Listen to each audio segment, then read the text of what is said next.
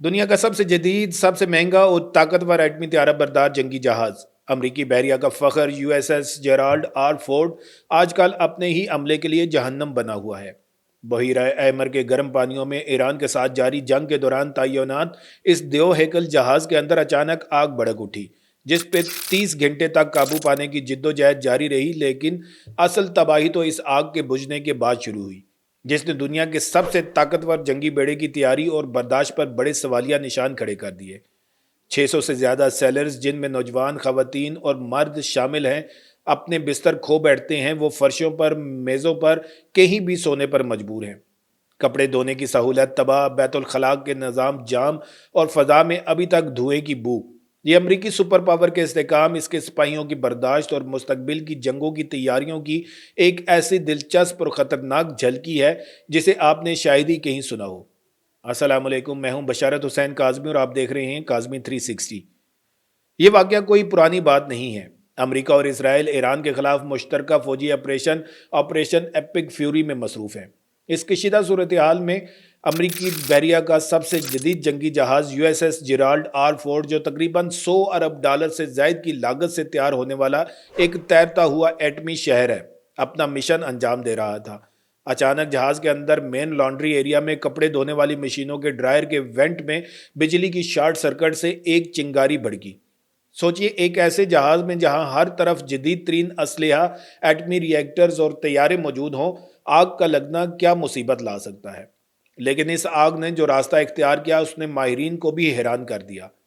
ये आग आम आग की तरह नहीं फैली, ये जहाज के वेंटिलेशन सिस्टम के जरिए पूरी इमारत में फैल गई। जदीद जंगी जहाज़ों में दर्जा हरारत कंट्रोल करने के लिए बाहम जुड़े हुए वेंटिलेशन नेटवर्क होते हैं, और यही नेटवर्क आग और धुएं के लिए इशारा बन गए। आग वहां से निकलकर कई रहायशी कंपाउंड में फैल गई जहां सैकड़ों सेलर्स आराम कर रहे थे। तसव्वुर कीजिए, अचानक आपकी नींद उस वक्त टूटे जब चारों तरफ धुआं ही धुआं हो। ये महज आग नहीं थी, ये एक ऐसे भूल भुलैये में आग से लड़ाई थी जहां हर रास्ता तंग, हर दरवाजा बंद और हवा में जहर घुला हुआ था। तकरीबन 30 घंटे तक सेलर्स इस आग पर काबू पाने के लिए जिद्दोजहद करते रहे। जरा 30 घंटे का तसव्वुर कीजिए, एक पूरा दिन और रात से भी ज्यादा अरसा, जहां हर लम्हा जान का खतरा हो। न्यूयॉर्क टाइम्स की रिपोर्ट के मुताबिक दर्जनों सेलर्स धुआं अंदर लेने की वजह से जख्मी हुए। 2 सेलर्स को मामूली चोटें आईं, लेकिन एक सेलर की हालत इतनी तशवीशनाक हो गई कि इसे हेलीकॉप्टर के जरिए जहाज से निकालकर अस्पताल मुंतकिल करना पड़ा। ये वो इंसानी कीमत है जो सिर्फ एक हादसे में अदा हुई। आग पर तो आखिरकार काबू पा लिया गया, लेकिन इसके बाद जो मंजर सामने आया वो किसी डरावने ख्वाब से कम ना था। आग ने 600 से जायद सेलर्स के रिहायशी हिस्सों को या तो जला दिया या इन्हें धुएं और पानी से इतना बर्बाद कर दिया कि वो रहने के काबिल नहीं रहे। अब ये 600 सेलर्स, जो कुल 4500 से 5000 के अमले का हिस्सा हैं, बेघर हो गए। वो जहाज के फर्शों पर, मेज़ों पर, हैंगर डेक के कोनों में जहां जगह मिलती सोने पर मजबूर हैं। जरा सोचिए, एक जदीद तरीन जंगी जहाज पर सवार एक फौजी जो दुश्मन के सामने है, लेकिन उसके पास सोने के लिए अपना कोई बिस्तर नहीं, उसकी यूनिफॉर्म धोने के लिए लॉन्ड्री तबाह है, बैतुल खला के निज़ाम में खराबी की वजह से 650 में से बेशतर टॉयलेट काम नहीं कर रहे।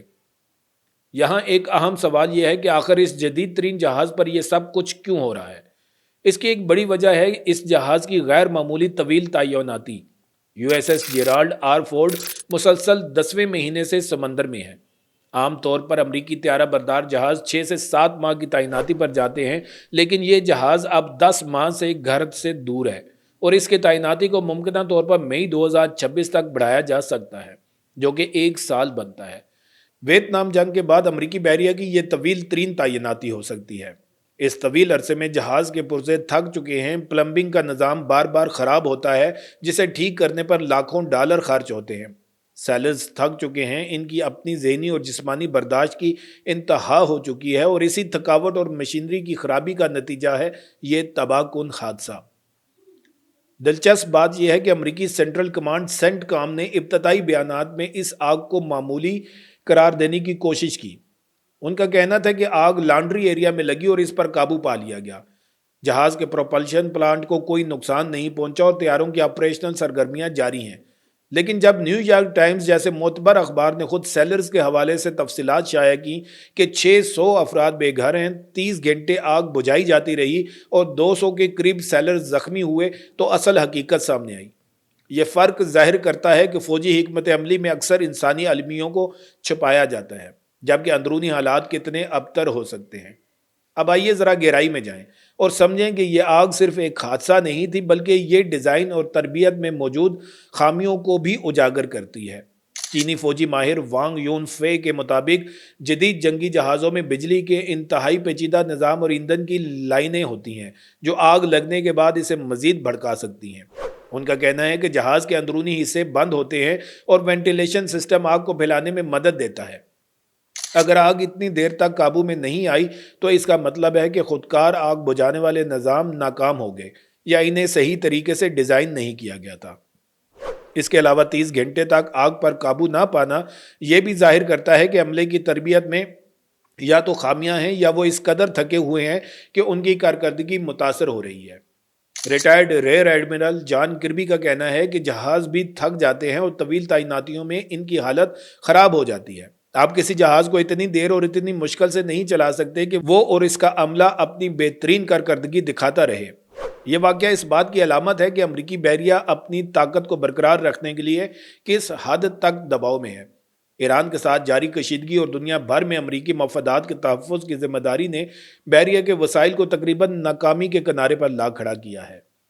اس ساری تباہی کے بعد اب U S S Gerald R Ford کہاں ہے؟ اطلاعات کے مطابق آگ لگنے کے چند روز بعد ہی یہ جنگی جہاز بحیرہ احمر سے اپنی پوزیشن چھوڑ کر یونان کے جزیرے کریٹ پر واقع امریکی نیول بیس کی طرف روانہ ہو گیا ہے۔ وہاں وہ کم از کم 1 ہفتہ تک مرمت کے لیے رکے گا۔ اس کا مطلب ہے کہ ایران کے خلاف جاری آپریشن میں امریکی بحریہ کی سب سے اہم طاقت عارضی طور پر غیر حاضر ہے۔ اس کی جگہ ممکنہ طور پر U S S George H W Bush کو تعینات کیا جا سکتا ہے، لیکن یہ تعیناتی بھی اس بات کی نشاندہی کرتی ہے کہ امریکی بحریہ کا بیڑا کس قدر پھیلا ہوا اور دباؤ کا شکار ہے۔ لیکن اصل کہانی یہیں ختم نہیں ہوتی۔ اس واقعے نے ایک اور چونکا دینے والے پہلو کو بھی جنم دیا ہے۔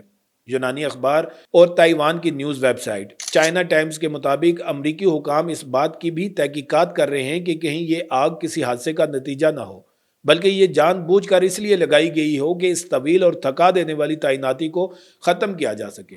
جی ہاں، یہ قیاس کیا جا رہا ہے کہ مایوس سیلرز نے خود ہی یہ آگ لگا دی ہوگی تاکہ جہاز کو واپس جانا پڑے۔ اگر یہ بات درست ثابت ہوتی ہے تو یہ امریکی بحریہ کے لیے ایک بہت بڑی شرمندگی ہوگی کہ اس کے اپنے سپاہی اس کی جنگی تیاریوں کو سبوتاژ کرنے پر مجبور ہو گئے ہیں۔ یہ واقعہ ہمیں بہت سے سبق دیتا ہے۔ پہلا سبق یہ کہ جدید ترین ٹیکنالوجی بھی انسانی عناصر اور بنیادی سہولیات کے بغیر بیکار ہے۔ دوسرا سبق یہ ہے کہ مسلسل جنگ اور تعیناتیوں کا دباؤ کس طرح ایک عظیم طاقت کے جوہری ہتھیاروں سے لیس جنگی جہاز کو اندر سے کھوکھلا کر سکتا ہے۔ اور تیسرا سبق یہ ہے کہ خبروں کی سطحی تہوں کے نیچے چھپی حقیقت کیا ہے۔ آپ کو یہ تجزیہ کیسا لگا؟ کیا آپ کو لگتا ہے کہ امریکی بحریہ اپنی طاقت کے اس بحران سے نکل پائے گی؟ کیا یہ واقعہ عالمی طاقتوں کے توازن کو متاثر کرے گا؟ ہمیں نیچے کمنٹس میں ضرور بتائیں۔ اپنے دوستوں کے ساتھ اس ویڈیو کو شیئر اور چینل کو سبسکرائب کرنا نہ بھولیے گا۔ اس ویڈیو کو آخر تک دیکھنے کا بہت شکریہ۔ پھر ملیں گے ایک نئی ویڈیو کے ساتھ۔ اللہ تعالیٰ آپ سب کا حامی و ناصر ہو۔ پاکستان زندہ باد۔